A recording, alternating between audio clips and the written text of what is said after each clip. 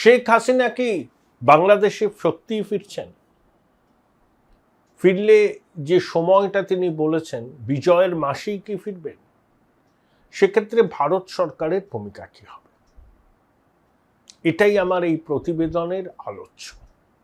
কিন্তু তার আগে আমরা ন্যাটোর কথা জানি, কিন্তু ইসলামিক ন্যাটো তৈরি হওয়ার উদ্যোগ নেওয়া হয়েছে। টার্কি, পাকিস্তান, সৌদি নিজেদের মধ্যে চুক্তি করেছে যাতে কোনো দেশ আক্রান্ত হলে অন্য দুটো দেশও তারা আক্রান্ত হয়েছে বিবেচনা করে আক্রান্ত দেশের পাশে এসে দাঁড়ায়। খুবই তাৎপর্যপূর্ণ ঘটনা। এই যখন আবহ, পশ্চিম এশিয়ার শান্তি কবে আসবে বা আদৌ আসবে কিনা তা নিয়ে সন্দেহ ঘনীভূত, তবে স্ট্রেট অফ হরমুজের নিয়ন্ত্রণ নিয়ে ওমান এবং ইরানের মধ্যে একটা চুক্তি সম্পাদন হওয়ার পথে। আবার ইসরায়েলের প্রধানমন্ত্রী বেঞ্জামিন নেতানিয়াহু স্পষ্ট বলে দিয়েছেন যে গাজায় শান্তি ফেরানোর জন্য প্রেসিডেন্ট ডোনাল্ড ট্রাম্পের যে 15 দফা সুপারিশ সেটা তিনি এই মুহূর্তে মানতে পারছেন না। এসব তো আন্তর্জাতিক পরিস্থিতি আছে, কিন্তু আমাদের পড়শি বাংলাদেশ, সেখানে এখন ঘটনার ঘনঘটা। 9 অগস্ট ঢাকায় ভারতের হাইকমিশনার, পদমর্যাদায় কেন্দ্রীয় মন্ত্রীর সমতুল্য দীনেশ ত্রিবেদী বাংলাদেশের বিদেশ মন্ত্রী খলিলুর রহমানের সঙ্গে 1.5 ঘন্টা বৈঠক করেছেন। এই প্রতিবেদন যখন দেখবেন তখন দীনেশ ত্রিবেদীর সঙ্গে বাংলাদেশের প্রধানমন্ত্রী তারেক রহমানের বৈঠকও বোধহয় শেষ হয়ে গেছে। এখন ভারত সরকারের অবস্থান বাংলাদেশকে স্পষ্ট জানিয়ে দিয়েছেন দীনেশ ত্রিবেদী। কি?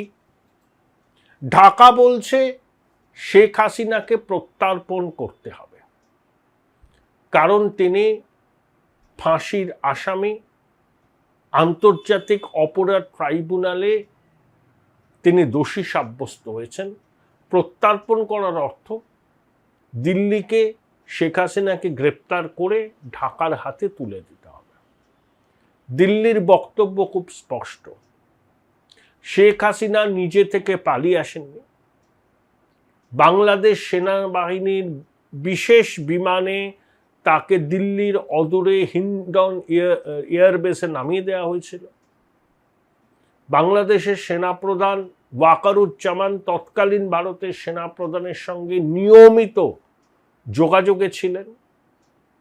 শেখ হাসিনা আশ্রয় প্রার্থী, ভারত আশ্রয় প্রার্থীকে আশ্রয় দেয়। দলাই লামাকেও আশ্রয় দিয়েছে দীর্ঘদিন ধরে। তাই শেখ হাসিনাকে ঢাকা যেভাবে বলছে গ্রেপ্তার করে ঢাকার হাতে তুলে দেওয়া, সেটা দিল্লি করবে না। বরঞ্চ শেখ হাসিনা যাতে বাংলাদেশে ফিরতে পারেন, তার নিরাপত্তা যাতে নিশ্চিত থাকে এবং একই সঙ্গে যাতে তিনি ন্যায্য ন্যায় বিচারের মুখোমুখি হতে পারেন, সেটা যাতে ঢাকা এনশিওর করে, সেজন্য নয়াদিল্লি তারেক রহমান প্রশাসনের সঙ্গে কথাবার্তা চালিয়ে যাচ্ছে। অর্থাৎ বাংলাদেশকে তাদের অবস্থান বদল করতে হবে। শেখ হাসিনার প্রত্যার্পণ হবে না। শেখ হাসিনা প্রত্যাবর্তন করতে চাইলে তাকে সুরক্ষা দিতে হবে এবং নিরপেক্ষ আইনের বা বিচারের মুখোমুখি যাতে তিনি হতে পারেন সেটা নিশ্চিত করতে হবে। দেখুন, দীনেশ ত্রিবেদীর সঙ্গে তারেক রহমানের বৈঠক হলে এনসিপি, জামাত রেড়ে করে উঠবে, কিন্তু তারেক রহমান জানেন যে বৃহৎ প্রতিবেশী ভারতের সঙ্গে খুব বেশি পাঙ্গা নেওয়া যাবে না। একই বাংলাদেশের নজিরবিহীন বিদ্যুৎ সংকট, ভারত অতিরিক্ত বিদ্যুৎ পাঠাবে, অতিরিক্ত ডিজেল পাঠাবে এবং ব্রিক্সের যে সম্মেলন তার চেয়ারম্যান হিসেবে তারেক রহমানকে ভারত আমন্ত্রণ জানিয়েছে। সেপ্টেম্বর মাসের 12 এবং 13 তারিখে হবে। শুধু তাই নয়, সপরিবারে দ্বিপাক্ষিক সফরে তারেক রহমান যাতে দিল্লি আসেন সেটা প্রধানমন্ত্রী নরেন্দ্র মোদী চাইছেন। কারণ দুই রাষ্ট্রপ্রধান মুখোমুখি বৈঠক করলে অনেক বকেয়া বিষয়ের সমাধান করা যায়। 2026-এই গঙ্গা জল চুক্তির পুনর্নবীকরণ হওয়ার কথা, 96 সালে হয়েছিল, 30 বছর হলো। দুদেশেই টেকনিক্যাল এবং সচিব পর্যায়ে আলোচনা শুরু হয়েছে। এসব নিয়েও তো কথাবার্তা বলতে হবে। তাই তারেক রহমানকে স্পষ্ট বার্তা দিয়ে দিয়েছে নয়াদিল্লি, শেখ হাসিনার প্রত্যর্পণ হবে না, ঢাকাকে তাদের অবস্থান বদল করতে হবে। প্রত্যাবর্তন হতে পারে, কিন্তু শেখ হাসিনার আইনি সুরক্ষা এবং তার নিরাপত্তা নিশ্চিত করতে হবে, এবং ভবিষ্যতে আওয়ামী লীগকেও বাংলাদেশের রাজনীতিতে সক্রিয়ভাবে অংশগ্রহণ করার সুযোগ দিতে হবে। তখন বাংলাদেশের অভ্যন্তরীণ রাজনীতি এখন কিন্তু শেখ হাসিনার দেশে ফেরাকে নিয়ে আবর্তিত হচ্ছে। তারেক রহমানের প্রশাসন জানে, জামাত জানে, এনসিপি জানে, শেখ হাসিনা একবার বাংলাদেশের মাটিতে পা দিলে, তিনি বলছেন আমি বেনাপোল দিয়ে ঢুকব, লক্ষ লক্ষ আওয়ামী লীগের সমর্থক কিন্তু রাস্তায় নেমে পড়বেন। তাদেরকে রোকবার ক্ষমতা কিন্তু তারেক রহমানের প্রশাসনের নেই। রুখতে গেলে প্রচুর মানুষের মৃত্যু হবে। তখন অভিযোগ উঠবে যে তারেক রহমানের প্রশাসন নিজের দেশের মানুষের উপর নির্বিচারে গুলি চালাচ্ছে। অর্থাৎ বাংলাদেশের নতুন সরকার এখন একটা উভয় সংকটে। দেশের কট্টরপন্থী অংশের দাবি শেখ হাসিনাকে প্রত্যর্পণ করতেই হবে, আর ভারতের অবস্থান প্রত্যর্পণ নয়, প্রত্যাবর্তন। শেখ হাসিনার ফরেন করেসপন্ডেন্টস ক্লাব অফ ইন্ডিয়ার সঙ্গে আলাপচারিতায় অনেক কথা বলেছেন, বিজয়ের মাসে ফিরবেন ইত্যাদি। বাংলাদেশ রুষ্ট, নজিরবিহীন ভাষায় বাংলাদেশের বিদেশ মন্ত্রক প্রতিবাদপত্র পাঠিয়েছে। তাদের বক্তব্য যে শেখ হাসিনার এই ধরনের মন্তব্য দুদেশের সম্পর্ককে ক্ষতিগ্রস্ত করবে। ভারত পরিষ্কার জানিয়ে দিয়েছে শেখ হাসিনা একজন ইন্ডিভিজুয়াল, তিনি ইন্ডিভিজুয়াল রিসোর্সকে মোবিলাইজ করে কার সাথে কি কথা বলবেন সেটা তার ব্যক্তিগত বিষয়। শেখ হাসিনা কি বলছেন ভারত সরকার সেগুলোকে এন্ডোর্স করে না। তাহলে দ্বিপাক্ষিক সম্পর্ক একটা খুব গুরুত্বপূর্ণ সন্ধিক্ষণে দাঁড়িয়ে আছে। এই প্রেক্ষিতে দীনেশ ত্রিবেদীর বাংলাদেশের বিদেশমন্ত্রী খলিলুর রহমানের সঙ্গে 1.5 ঘন্টার বৈঠক, প্রধানমন্ত্রী তারেক রহমানের সঙ্গে বৈঠক, আশা করব কিছুদিনের মধ্যেই দ্বিপাক্ষিক সফরে তারেক রহমান সপরিবারে নয়াদিল্লিতে আসবেন। আপনারা প্রথম থেকেই আমার পাশে আছেন, চ্যানেল সাবস্ক্রাইব করছেন, আশা করি ভবিষ্যতেও করবেন। থ্যাঙ্কস বাটনে ক্লিক করবেন যদি মনে করেন যে আমার এই উদ্যোগের সঙ্গে নিজেদের যুক্ত করবেন। এটা গেল আমাদের পূর্ব প্রান্তের প্রতিবেশী বাংলাদেশের কথা। এবার আসুন পশ্চিম প্রান্তে। 27 জুলাই, 2রা অগাস্ট এবং 10ই অগাস্ট পাকিস্তান অধিকৃত কাশ্মীরে নির্বাচন। ইতিমধ্যেই পুঞ্চে রাওয়ালকোটে পাকিস্তান রেঞ্জার্স এবং সেনাবাহিনীর সঙ্গে বিক্ষোভকারীদের সংঘর্ষে বহু মানুষের মৃত্যু হয়েছে। তাহলে পিওকেতে বিক্ষোভটা হচ্ছে কেন? 1, আটার দাম অগ্নিমূল্য। 2,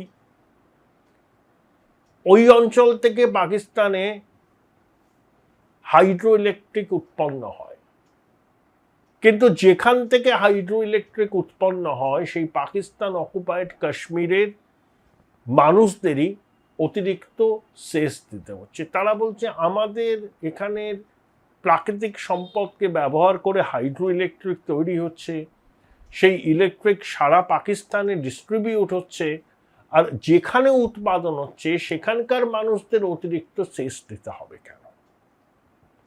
এবার পিওকে বলতে আমরা কি বুঝি? আমরা বলি পাকিস্তান অকুপায়েড কাশ্মীর, আর পাকিস্তান বলে আজাদ কাশ্মীর। আজাদ কাশ্মীর বলে কিছু নেই, ওটা পাকিস্তান অকুপায়েড কাশ্মীর। পাকিস্তান অকুপায়েড কাশ্মীরে পাকিস্তান নিয়মিত নির্বাচন করে, সাজানো নির্বাচন। মোট 53টা আসন আছে, তার মধ্যে 8টা আসন পাক সরকার সরাসরি সদস্যদের মনোনীত করে। তার মধ্যে 5 জন মহিলা, একজন উলেমা বা ক্লার্জি, একজন টেকনোক্র্যাট, আর একজন নন রেসিডেন্ট কাশ্মীরি। আর বাকি 12টা যে আসন, সেই আসনের নির্বাচনও ইসলামাবাদ সরকারের অঙ্গুলি এলানে হয়, অর্থাৎ সেই আসনে কারা জিতবেন সেটা ইসলামাবাদ এবং রাওয়ালপিন্ডি ঠিক করে। এই 12টা আসন কাদের জন্য সংরক্ষিত? কাশ্মীরি রিফিউজির জন্য। অর্থাৎ পাকিস্তানের দাবি মতো যে সমস্ত কাশ্মীরি শ্রীনগর, লাদাখ, বারামুলা, জম্মু থেকে বাধ্য হয়েছেন পাকিস্তানে আসতে, তাদেরকে তারা কাশ্মীরি রিফিউজি বলে, তাদের জন্য এই 12টা আসন সংরক্ষিত। এটাতে পাকিস্তান সরকার নিজেদের প্রার্থীদেরই মনোনয়ন করে।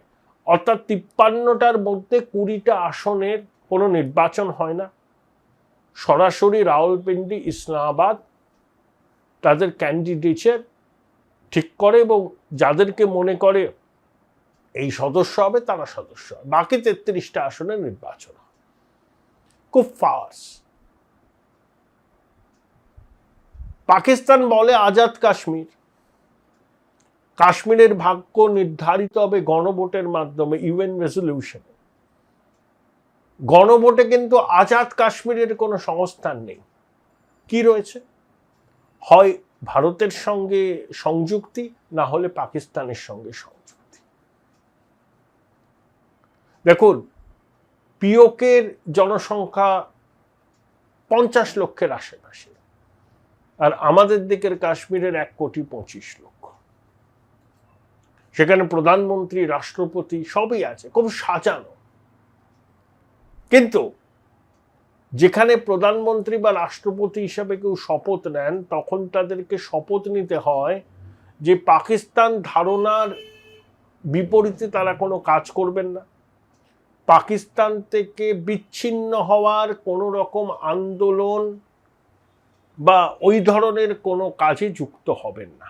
একে পাকিস্তান বলছে এটা আজাদ কাশ্মীর, পাকিস্তানের ইন্টিগ্রাল পার্ট নয়, গণভোটের মাধ্যমে এদের ভবিষ্যৎ নির্ধারিত হবে। আবার একই সঙ্গে আজাদ কাশ্মীরের যিনি প্রধানমন্ত্রী হবেন বা যিনি রাষ্ট্রপতি হবেন, তাকে কিন্তু শপথ নিতে হচ্ছে যে পাকিস্তান থেকে বিচ্ছিন্ন হওয়ার মতো কোনো আন্দোলন বা কোনো কাজের সঙ্গে তাদের সম্পৃক্ততা থাকবে না। ডাইকোটমি কাকে বলে বুঝলেন? এটাই হচ্ছে পাকিস্তান, দুর্বৃত্ত রাষ্ট্র, ফেল স্টেট। এবং একটা মিনিস্ট্রি আছে জম্মু কাশ্মীর, এই কাশ্মীর গিলগিট বাল্টিস্তান মিনিস্ট্রি, ফেডারেল গভর্নমেন্টের আন্ডারে। আর একটা কাউন্সিল আছে 12 সদস্যের, যার 6 সদস্য নির্বাচিত হয় ইসলামাবাদ রাওয়ালপিন্ডি থেকে, 6 জন নির্বাচিত হয় ওই পাকিস্তান অকুপায়েড কাশ্মীর থেকে। তাহলে একটা মিনিস্ট্রি আছে ইসলামাবাদে, যারা পাকিস্তান অকুপায়েড কাশ্মীর এবং গিলগিট বাল্টিস্তানের বিষয়টা দেখাশোনা করে। কিন্তু গিলগিট বাল্টিস্তান, পিওকে সবই তো ভারতের অংশ, ইন্টিগ্রাল পার্ট। পণ্ডিত নেহরুর ভুল নীতির জন্য পাকিস্তান সেটাকে এখনো কবজা করে আছে, এবং নেহরুজি যে ভুলটা করেছিলেন তার খেসারত দিতে হচ্ছে ইউনাইটেড নেশনে বিষয়টাকে নিয়ে গিয়ে। কিন্তু পাকিস্তান অকুপায়েড কাশ্মীরে যে নির্বাচন হয়, সেই নির্বাচন ফার্স। পিওকের অধিবাসীদের পাকিস্তান দমন পীড়ন করে, একেবারে মিলিটারি স্টেট। বিক্ষোভের অধিকার নেই, জীবনযাপনের জন্য ন্যূনতম উপাদান পাওয়া যায় না, অগ্নিমূল্য, এবং অর্থনৈতিক শোষণের মুখোমুখি হতে হয় পাক অধিকৃত কাশ্মীরের বাসিন্দাদের। তাই তাদের মধ্যে অনেকের আকাঙ্ক্ষা আছে যে ভারতের সঙ্গে মিশে যাওয়ার, সেটা জানে। সেটা জানে। তাই স্থানীয় আন্দোলনেও ভারতের মদত আছে বলে পাকিস্তান দাবি করে। কিন্তু আটার অগ্নিমূল্য, হাইড্রো ইলেকট্রিকের উপর সেচ বসানো, এ তো স্থানীয় সমস্যা। পাক অধিকৃত কাশ্মীরের অধিবাসীদের উপর রাওয়ালপিন্ডি ইসলামাবাদ অত্যাচার করে, সাজানো নির্বাচন করে, এবং সেই অত্যাচারের বিরুদ্ধে যখন সেখানকার মানুষ সরব হয় তখন পাক প্রশাসন নির্বিচারে গুলিবর্ষণ করে, তাতে মহিলা, শিশু, সাধারণ মানুষ নিহত হয়। সাথে আমরা পাকিস্তানকে বলি ব্যর্থ রাষ্ট্র, রোগ স্টেট। এর থেকে পাক অধিকৃত কাশ্মীরের অধিবাসীদের সঙ্গে পাকিস্তানের যে ব্যবহার, এর থেকে এটাই প্রমাণিত হয় যে পাকিস্তান ব্যর্থ রাষ্ট্র, দুর্বৃত্ত রাষ্ট্র। কনফিডেন্সটা বেশ লো দেখছি। রিসেন্টলি টেস্ট করিয়েছো? হ্যাঁ ডাক্তারবাবু, প্রি টেস্টের পরের দিনই করিয়েছি। ও, তুমি মাধ্যমিক দেবে? তাহলে মক টেস্ট করো। এই নাও মৌলিক লাইব্রেরি সম্রাট এক্সক্লুসিভ মক টেস্ট পেপার। এতে পাবে প্রতিটি বিষয়ে অধ্যায় ভিত্তিক গুরুত্বপূর্ণ নমুনা প্রশ্নপত্র, ইংরেজি, গণিত ও আনসিল লেখার বিস্তারিত টিপস, আর প্রতিটি সাবজেক্টের এক্সপার্ট ওপিনিয়ন, যা তোমার কনফিডেন্সকে ফিরিয়ে আনবে মাধ্যমিকের আগে। সম্রাট এক্সক্লুসিভ মাধ্যমিক মক টেস্ট পেপার, এক্সামের কনফিডেন্স বুস্টার। উচ্চ মাধ্যমিকের পর উজ্জ্বল ভবিষ্যৎ গড়তে NCHMCT পর্যটন দপ্তর, ভারত সরকারের hospitality and hotel management, Paschimbanga সরকারের মাকাউটের BBA BCA, fashion design, aviation tourism, culinary arts পড়ো SBI HM কলেজে। স্টুডেন্ট ক্রেডিট কার্ড ও ব্যাংক লোন পাবে SBI HM এ পড়লে। কোর্সের শেষে SBI HM দেশ ও বিদেশে চাকরির ব্যবস্থা করে থাকে। SBI HM হলো পশ্চিমবঙ্গের সেরা ম্যানেজমেন্ট কলেজ। SBIHM.com।